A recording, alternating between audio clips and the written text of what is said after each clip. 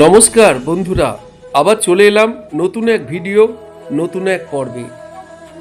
আমি আজকে যে ভিডিওটা নিয়ে আসছি, মাহেশ শ্রী রামকৃষ্ণ আশ্রমের ৭৫ বৎসর পূর্তি উৎসবের প্রস্তুতি চলছে, যা আশ্রম শিক্ষা প্রতিষ্ঠানগুলোর বিদ্যালয় ও ছাত্রাবাস একটি বিশেষ মাইল ফলক হিসেবে পরিগণিত হয়েছে। এই উপলক্ষে ২০ ডিসেম্বর ২০২৫ একটি প্রস্তুতি সভা অনুষ্ঠিত হয়ে গেল এবং এই বছরেই বা শীঘ্রই এই ঐতিহাসিক উৎসব আয়োজিত হবে, যেখানে বর্ণাঢ্যভাবে শোভাযাত্রা করে অনুষ্ঠান চলবে। এবার এই বিদ্যালয়ের প্রতিষ্ঠা সম্পর্কে দু এক কথা বলবো। ১৯৫০ সাল নাগাদ স্বামী প্রেমঘনানন্দ মহারাজ কর্তৃক প্রতিষ্ঠিত এই আশ্রমটি এখন তার ৭৫ বর্ষ পূর্তি উদযাপন করছে।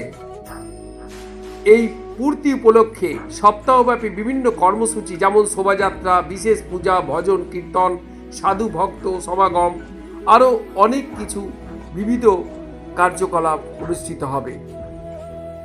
যে বিদ্যালয়ের কথা আমি বলছি, শ্রীরামপুর তথা হুগলি জেলা তথা গোটা পশ্চিমবঙ্গে বিশেষভাবে পরিচিতি লাভ করেছে বিগত বছরগুলো।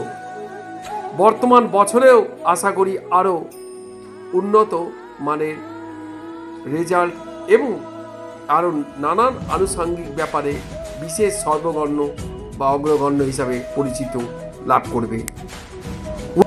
পশ্চিমবঙ্গে সেরা বিদ্যালয় পুরস্কার বেস্ট স্কুল অ্যাওয়ার্ড প্রাপ্ত হয়েছে ২০১৮ ও ২০২৪ সালে সকল দিক থেকে। এই বিদ্যালয় শুধু একটি শিক্ষা প্রতিষ্ঠানই নয়, বরং শ্রীরামকৃষ্ণের আদর্শ ও বিবেকানন্দের ভাবধারা প্রচারে একটি কেন্দ্র, যা এই উৎসবের মাধ্যমে আরও সুদৃঢ় হবে। আশ্রমটি হুগলি জেলার রিষড়া অঞ্চলে অবস্থিত। এটি একটি স্বনামধন্য শিক্ষা প্রতিষ্ঠান হিসাবে পরিগণিত করেছে। গত ২০ ডিসেম্বর ২০২৫ শুরু হয়ে গেল মাহেশ শ্রী রামকৃষ্ণ আশ্রমের ৭৫ বর্ষ পূর্তি উদযাপন উৎসবে। সকল মহারাজরা উপস্থিত ছিলেন। সকল মহারাজদের আশ্রম সম্পর্কে বেশ কিছু কথা আমরা জানতে পারলাম, শুনতে পারলাম।